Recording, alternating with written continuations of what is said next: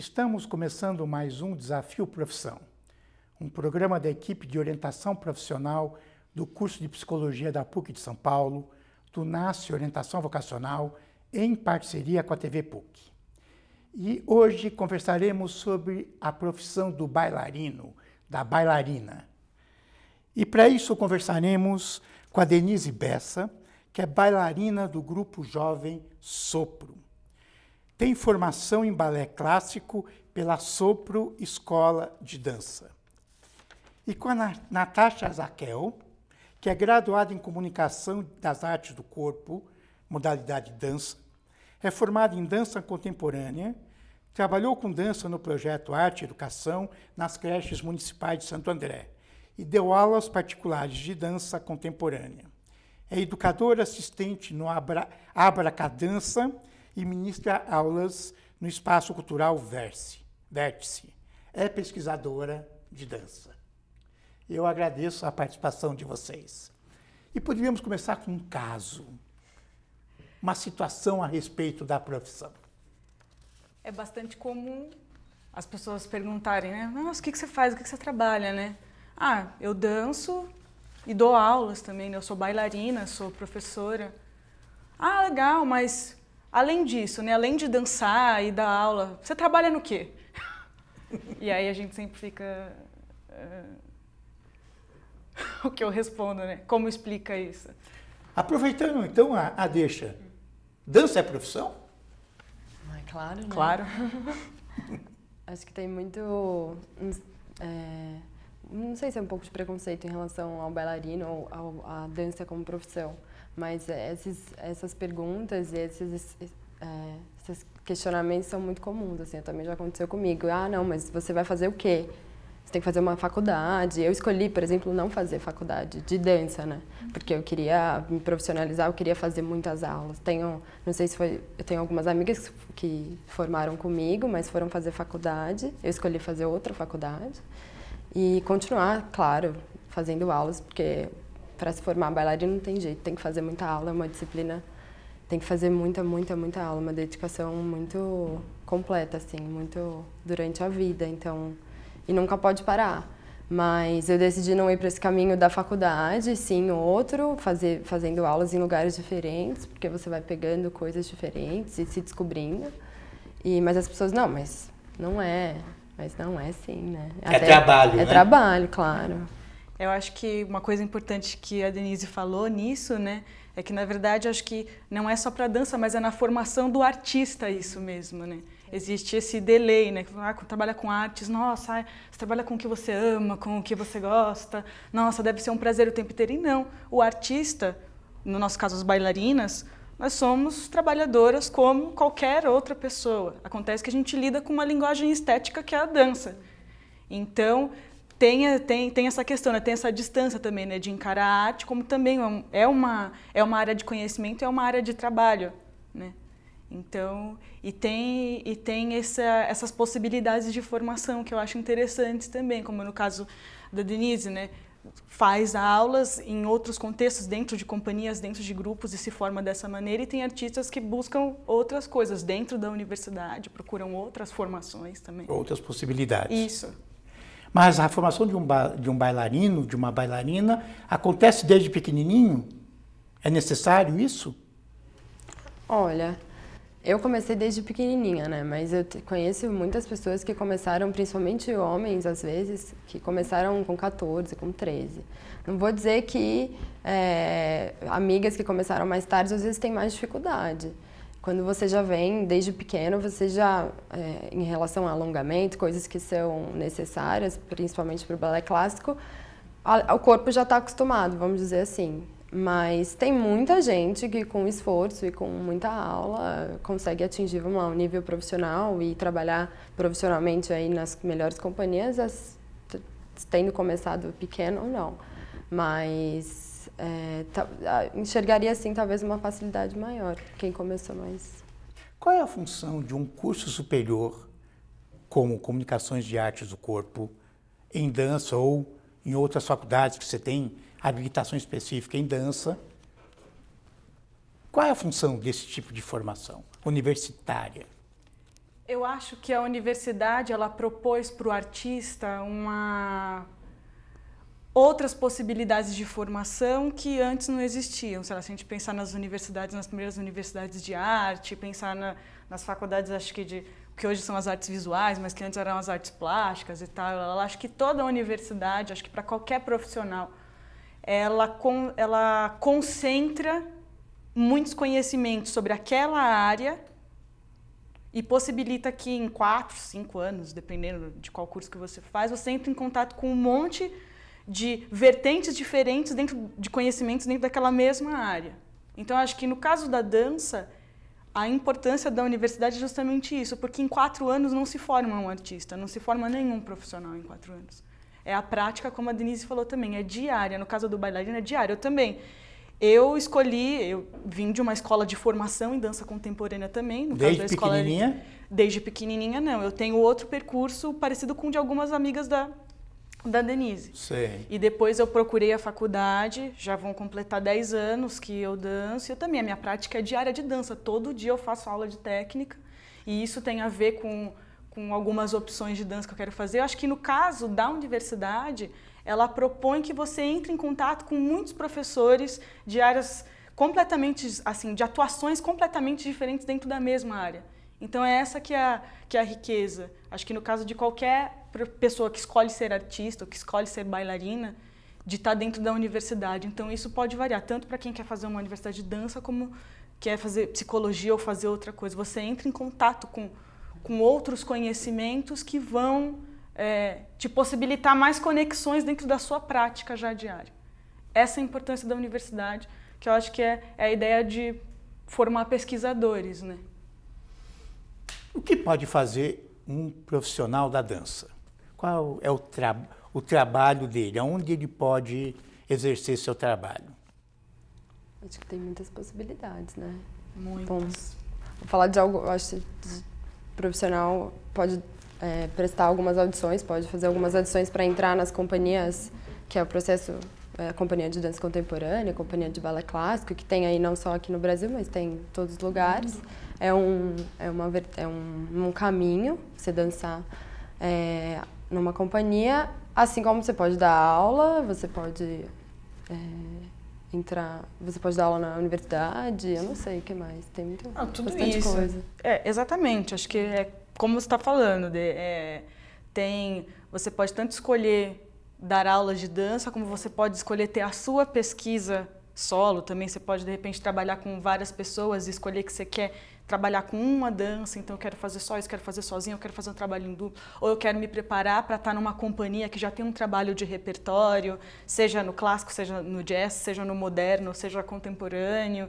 Então, assim, é bastante versátil, você tem muitas possibilidades de, tanto dentro até pensar em produção cultural também, você entra em contato também com muitos produtores, e aí se você quiser, você pode, de repente, experimentar fazer trabalhos de produção dentro de dança. Também pode trabalhar como coreógrafo, na verdade, né? Tem muito professor ou bailarino que tem esse dom, não vou dizer assim, mas enfim, eu não gosto de coreografar, eu gosto de dançar, então... Mas tem pessoas incríveis que têm essa noção, assim, e coreografam e viram profissionais, assim, às vezes só são contratados para isso. Dá para viver de dança no Brasil? Dá. É difícil, mas dá. É difícil. A gente está aqui. A gente está aqui, que bom. Eu acho que trabalhar com dança no Brasil é difícil, dá para trabalhar, mas eu acho que essa é uma carreira que tem que ser complementada com outras coisas. Então, eu, por exemplo, já trabalho profissionalmente com isso e para me sustentar teria que dar aulas, tenho que fazer outras coisas também. Eu complemento minha renda, sei lá, minha formação com isso, assim, hoje, atualmente. Acho que, em outras palavras também, né, pra gente não dá, eu também já dancei em alguns grupos, tive experiências com companhias profissionais, assim, algumas residências, mas é para todo mundo. muito difícil hoje viver só de cena. De cena é dançar, fazer preparação, estudo. Isso. Mesmo para bailarinos que estão em companhias estáveis, grandes companhias, é difícil. Mesmo assim? Mesmo assim. E por que vocês acham que, especificamente nessa arte, isso acontece? Complicado, né? Uma análise econômica, política, social. Muito grande. A gente vai acabar numa discussão filosófica que não vai ter fim. Sei. Mas dentro das artes, ela tem dificuldades maiores, ou não? Ou é impressão minha? Olha, eu não sei, eu acho que o mundo das artes aí já implica não sei, o valor assim da profissão. Mas eu acho que atores também enfrentam muitas dificuldades. Eu sei mais em relação à dança, que sim, tem muitos amigos que trabalham muito em outras coisas, sim, para complementar e para ganhar mais e sustentar, mas eu acho que em relação a quem trabalha com arte, não sei porque não sei se é uma desvalorização, não sei, saberia. Não foi isso que eu quis dizer, Não, Sim. Mas por que paga-se menos? Isso. Por que acontece isso? Eu acho que não só com a dança, né? Com todas as outras linguagens, né? Acho que tem uma questão que diferente dos maiores cursos, né? Médico, arquiteto, tá, essas profissões assim, mas nossa, fundamentais e tal, que vem, né, no nosso inconsciente, falar, nossa, vai ser médico, vai ser não sei o quê. Acho que a gente caminha passos muito pequenos para regulamentações dentro da nossa área. Então tem essa questão também. Então a boa parte de nós trabalha informalmente. Nós somos autônomos. Então, e os homens têm entrado nesta área também? Ou é uma área que mais restrita ao mundo das mulheres? Eu acho que sim. Eu acho que os homens têm uma grande participação, sim. Acho que eu sempre tive muito mais amiga bailarina e nas salas de aula, desde pequenininha, acho que você vê, a mamãe vai pôr a filhinha no balé, coisa bonitinha. Mas conforme, acho que vai crescendo, as pessoas vão fazendo as escolhas e tem muitos homens, sim. Mas é menos. Mas eu tenho muitos professores, coreógrafos, muitos bailarinos homens. E eles começam mais tarde? Em geral, sim. Em geral, sim. Não saberia dizer. É difícil uma mãe colocar um filhinho eu acho de 2 anos, 4 anos num balé, nunca né? vi. No caso de escola de balé é um pouco mais difícil, mas, por exemplo, tem muitos dançarinos profissionais, bailarinos profissionais de danças urbanas. Sim. Tem muitos homens. Você está falando de street dance, Que hip também hop, é dança, só que também é dança. depende muito da vertente de dança que a gente olha para ver essa questão dos homens ou não, mas todos eles estão aí também. Podemos lembrar aquele filme brilhante, Billy Elliot, né? Sim. Que trata de uma questão no Brasil, mas bem interessante, abordando a temática, lógico que não é só a dança, mas da questão. Qual é o cotidiano de um bailarino, de uma bailarina? É muito ensaio. Durante a semana, assim, por exemplo, vou contar um dia, assim, além de aulas, eu faço aula de manhã, de um período das 10 às 3 da tarde, alguns dias da semana, e depois eu vou para a faculdade e à noite eu fico dançando, tendo aulas das 6 às 10, assim. Vamos dizer que 4 vezes na semana. Quer dizer, um bailarino sempre tem aula. Sempre. Não para de ter aula. Não pode, né? Eu acredito que também não. Sempre tem que estar... Não tem um monte que você fala, tá pronto. Não existe isso. Não existe isso no balé. Aí acabou. Quando você acha que você está pronto e não precisa mais de fazer aula, eu acho que o artista acabou ali. Também acho.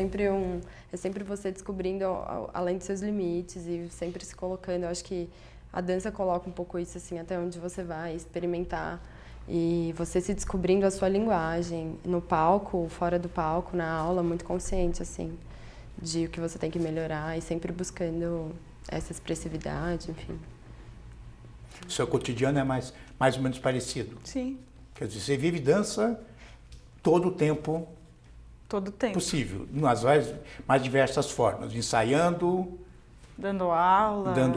Fazendo aula. Sempre. E quando acontece o espetáculo, né? Há uma remuneração diferenciada ou não? Eu acho que depende de cada lugar que você trabalha. Por exemplo, eu acho que tem gente que recebe por cachê, e aí quando você vai dançar e tem um cachê, e tem gente que recebe salário mensal. Então, acho que depende. Eu já vivi as duas situações, assim. Mas geralmente eu recebo por cachê. A gente vai dançar e aí tem um a mais, assim. Exatamente. Eu te apresentei como pesquisadora de dança. O que é pesquisar dança? Eu acho que o que a gente entende por pesquisa é mais ou menos isso que a Denise também falou, que quando o artista para de estudar, ele acabou. Então, assim, a gente pode entender pesquisa como todo dia o dançarino que tem a sua rotina, bailarina, que tem a sua rotina, que está lá fazendo aula, ensaia, conversa com seu coreógrafo, aí depois vai fazer outra aula, vai para a faculdade, depois volta para ensaiar o repertório.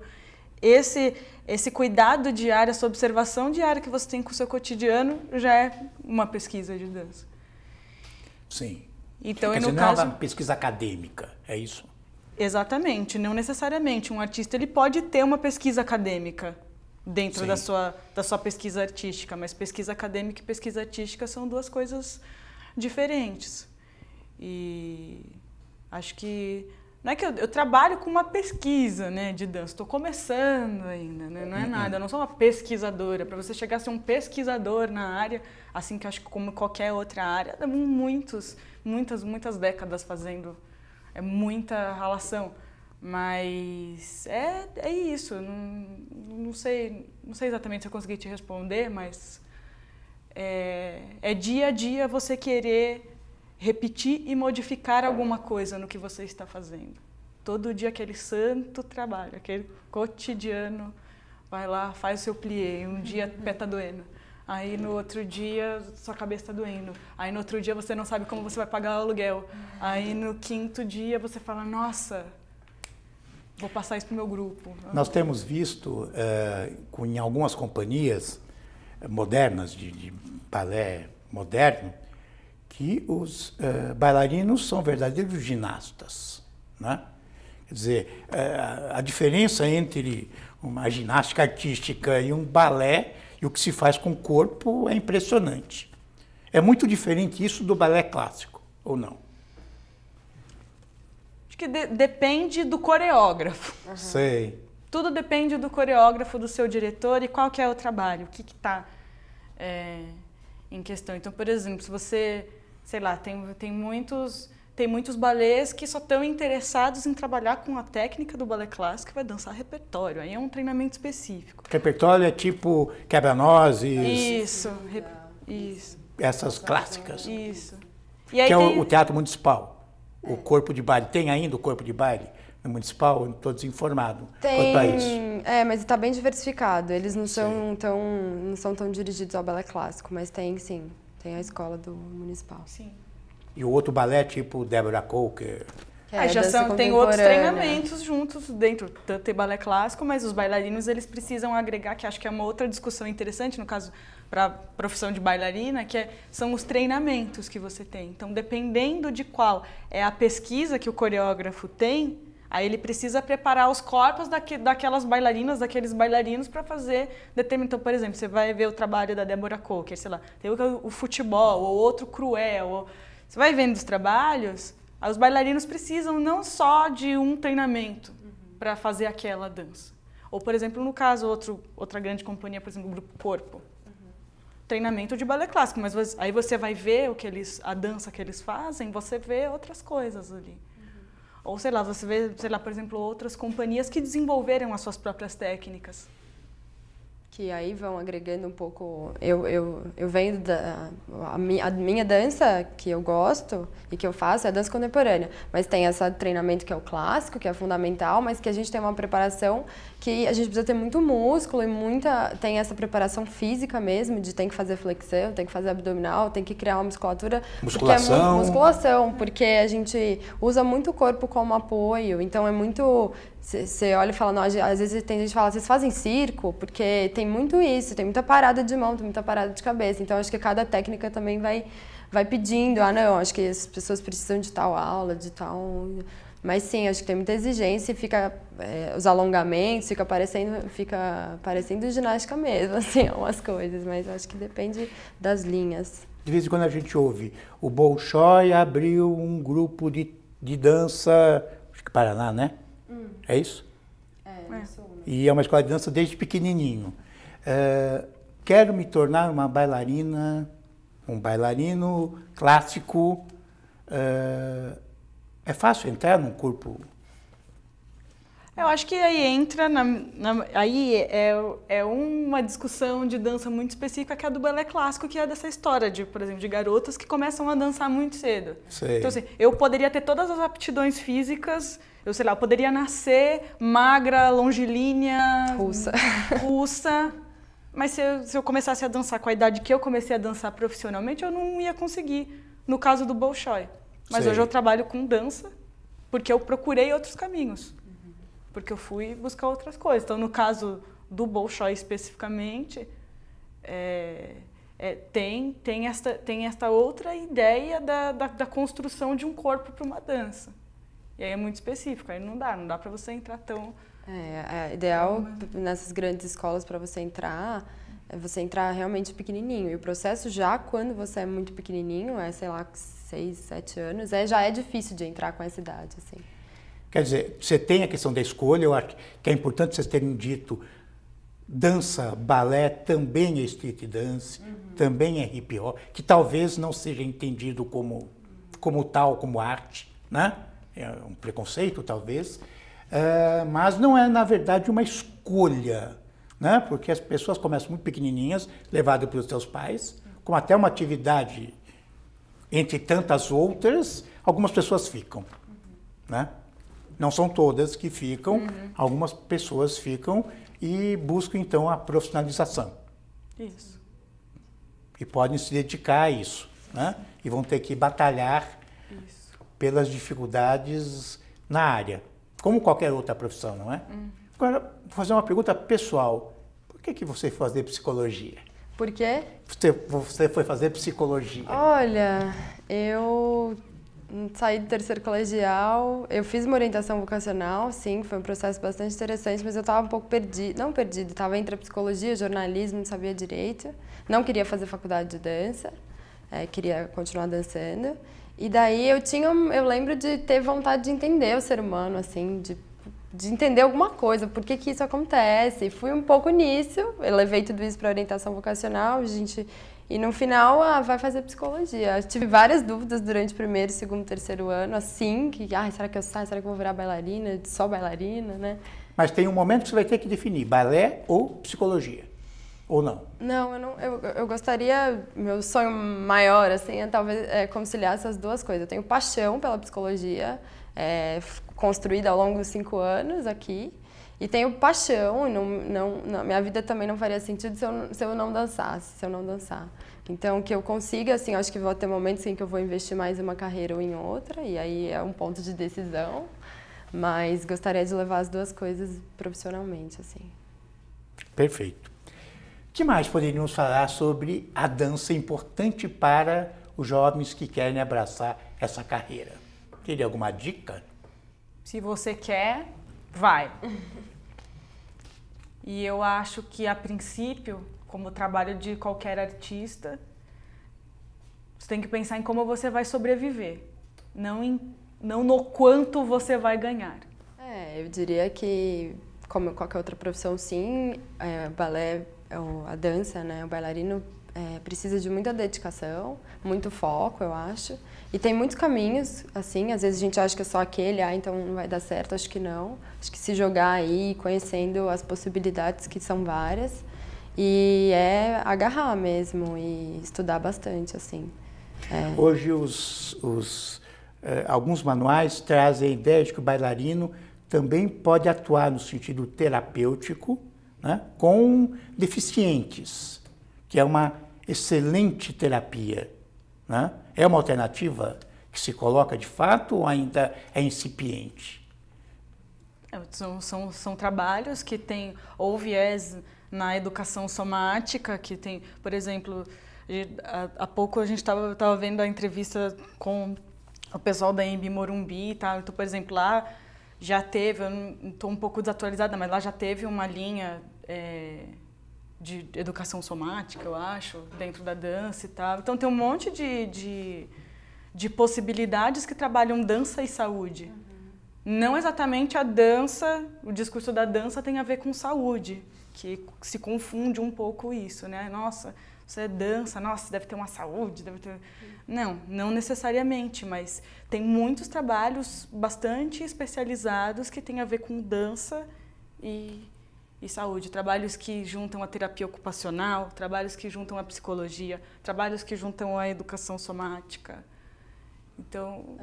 eu já dei algumas oficinas assim, de dança em CAPS, que você mexe com o corpo, eu acho que sim, eu acho que tem essa possibilidade de... Me parece que também das responsabilidades de um bailarino, de uma bailarina, é lutar pela política, né, de investimento cultural, né, na área da dança, também faz parte, né, do trabalho do bailarino. Eu agradeço a participação de vocês e até o próximo Desafio Profissão.